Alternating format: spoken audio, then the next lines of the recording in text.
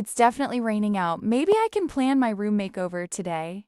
I mean, I like this room, but I really want something natural. I should probably get started in cleaning my room. Oh, I forgot to get groceries last night. I should probably run down. I am going to ask if Kayla wants to come because she always wants to come. Maybe she's busy. I still will go ask. Hi, Mom, what's up? Hi, sweetie. So I'm going to the grocery store. I was wondering if you wanted to come. That's my favorite, but I am working on my new room makeover and I am busy. I am so sorry.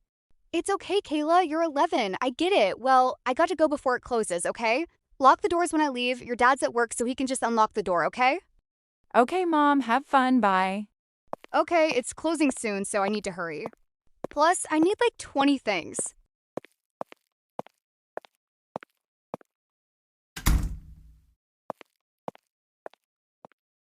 Oh, I should have looked at where broadcast, but it's okay. I can just walk.